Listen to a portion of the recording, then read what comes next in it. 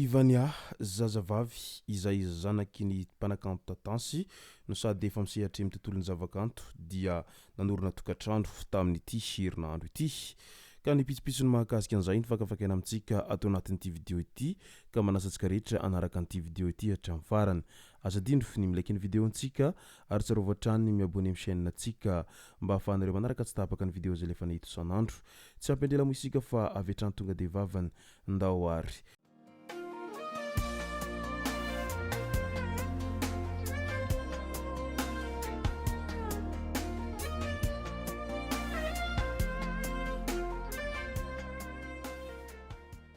Ny tonga tsy miaraba hono na mantezitra ka dia faly miaraba isika rehetra mpanaraka tsy tapaka an'ity chaîne ity tenako amin'ity androandroany ity araka n'izay efa natsipiko zay dia ny vaovao tsara mahakasika ny zanaky ny mpanakanto Tatansy izay nanorina tokantrano no tena iomparantsika ato anatin'ity vidéo ity. Fa milohan'izay dia andao aloha resantsika ireto tsara ho fantatra manaraka ireto ao anatin'ny tontolon'ny zavakanto hatrany. Fantatra mantsy amin'izao fotoana izao fa mandray anjara amin'ny lay fifaninanan-kira any ivelany ihany ny mpanakanto Denise sy ny mpanakanto Dylaine amin'izao fifaninanana any ampitan-dranomasina izao. Tsy voasambany moa izy ireo no nandray anjara amin'izay fifaninanan-kira izay fa efa matetika izy ireo no nandray anjara tao anatin'izay fifaninanan-kira izay ary vokatra tsara avokoa no azon'izy ireo tao anatin'izay fandraisan'izy ireo andraikitra tamin'izay fifaninanan-kira tany ampitan-dranomasina izay. Fa tamin'ity indray mitoraka ity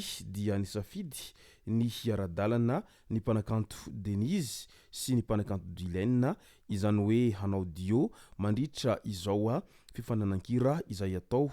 any ampitan-dranomasina any izay andraisan'izy ireo anjara izao. Maro dia maro moa ny mpanaraka sy ny mpanohana azy ireo amin'izao fotoana izao satria tena isan'ny mpanakanto manana ny lazany no sady be mpankafy raha i Denise sy Dylaine zany raha eo amin'ny samy mpanakanto malagasy no asiana resaka. Raha ny hita dia horakoraka sy hafaliana tanteraka no iainan'ireto mpanakanto ireto amin'izao fandraisan'izy ireo anjara amin'izay fifaninanan-kira izay ataon'izy ireo any ampitan-dranomasina amin'izao ankehitriny izao satria tena isan'ny mpanakanto izay tena sady manan-talenta no manana feo raha i mpanakanto Denise sy ny mpanakanto Dylaine izay fantatsika tsara moa izy zany trakefa izay nanan'izy ireo raha eo amin'ny sehatry ny zavakanto izay. Hita ihany koa fa tena miezaka mafy izy ireo ary tena ao anatin'ny fifantohana tanteraka amin'ity resaka fifaninanan-kira any ampitan-dranomasina ty ireto mpanakanto kalaza anankiroa ireto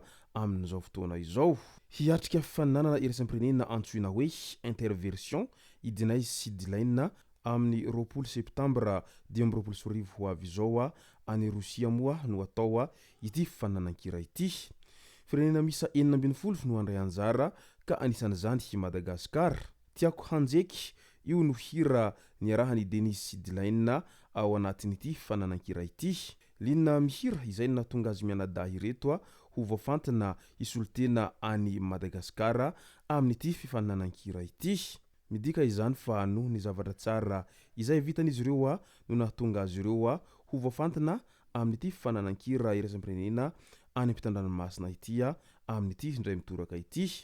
Ka noho izany dia miandrandra vokatra tsara ny mpanohana sy ny mpankafy anireto mpanakanto roa kalaza ireto amin'izao ankehitriny izao ary miandrandra vokatra tsara ihany koa ny maneran-tany manoloana azy ireto satria tena ankafizin'olona raha ireto mpanakanto roa izay kalaza ho an'ny Madagasikara ireto ary aingany ahazo vokatra tsara izy ireo mba ho reharehan'ny Madagasikara sy mba ho reharehan'ny malagasy rehetra izay. Ao anatin'izy ty hatrany dia hita ihany koa ny fandraisana anjara izay ataon'ny mpanakanto Chaîne izay vady andefomandry ny mpanakanto Denise izay manohana azy ireo ary miezaka hatrany manao coaching etsiroa amin'ireto mpanakanto kalaza anankiroa ireto satria i Denise moa dia vadin'ny mpanakanto Chaîne ary i Dylaine raha teo dia naman'ny mpanakanto Chaîne ankaiky dia ankaiky ary efa ela moa izy ireo no niaraka tao anatin'izay sehatry ny zavakanto zay ka izay no mahatonga azy ireto tena mifanohana mifanampy ary tena mafaly raha mahita ny fifanampian'izy ireo ao anatin'izay resaka zavakanto zay hatrany. midika izany fa tena miray hina sy mifanohana ao anatin'ny talenta ireto mpanakanto kalazantsika ireto a ka aingany azo vokatra tsara amin'izay mba horeharian'ny malagasy rehetra sy horeharian'ny Madagasikara ireto mpanakanto kalazantsika izay mandray anjara amin'ity fifananankira izay atao an'i Rosia ity. Eo ihany izay fifananankira izay fa ndao horesantsika no mahakasika ny vaovao tsara ao anatin'ity tontolo zavakanto ity hatrany satria fantatra amin'izao mantsy fa nanao fombafomba sy niditra amin'izay sehatry ny tokantrano izay ny zaza navelany mpanakanto Tatansa tsy iza moa izay fa Ivania izay zanaky ny mpanakanto Tatansa izay sady efa mpanakanto ihany koa amin'izao fotoana izao ary niditra eo amin'ny sehatry ny fanambadiana moa ity zazavavy manjakely no sady tsara tarehy izay zaza navelany mpanakanto Tatansa ity ka nanorina tokantrano izy io tamin'ny 14 septambra lasa teo izany hoe tamin'ny asabotsy lasa teo no natao ny fanambadiany Ivania zanaky ny mpanakanto Tatansa izay nahazo vady ary natao an'izay mariage zay moa izy reto tamin'ny asabotsy lasa teo ka dia mirariny soa sy ny tsara ho azy ireo amin'izay fanambadiana izay tena mbola mafana dia mafana amin'izao fotoana izao ary aingany ahazo tokantrano sambatra sy teradasy vavy ao anatin'izay tokantrano izay hovanina sy ahita fahombiazana ary ihany koa ahita harena sy fahasoavana izay ao anatin'izay tokantrano izay ary aoka izay natambatry ny ao ambony tsy ho sarahany commentaire anaty Facebook na ihany koa tsy ho sarahany zanak'olombelona. Raha ny hita dia tena samy tanora dia tanora ireto mpivady roa izay vao nanorina tokantrano ireto ary hita ihany koa fa tena ao anatin'ny fifankatiavana tanteraka izy ireo tao anatin'ity resaka tokantranon'izy ireo ity ary mahafinaritra mahita ny ankizy mifankatia tahaka an'izao satria ny fifankatiavana no zava-dehibe ka aingany aharitra hatramin'ny farany ity tokantranon'izy ireo ity ataoko angambany fa tena faly dia faly ny reniny ity mpanakanto kely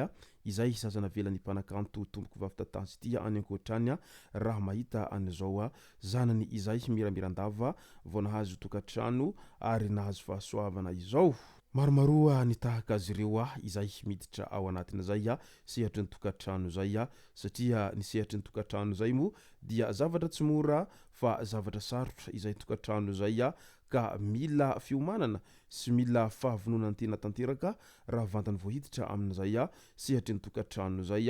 ka eo indrindra no irarintsika azy ireo aharitra ao anatin'izay tokantranon'izy ireo izay mba ho lambana koa ka faty no isarahana. Izay no masaka azona roso tao anatin'ity video ity tomboko lasy tomboko vavy misoratsika rehetra nanaraka an'ity video ity hatramin'ny farany. Azadino ny milaiky ny video antsika ary tsara voatrany miabone amin'ny chaîne antsika mba ahafahanareo manaraka tsy tahabaka ny video zay lefa nahito isan'andro. Tomboko lasy tomboko vavy mankasitraka dia mirary soa.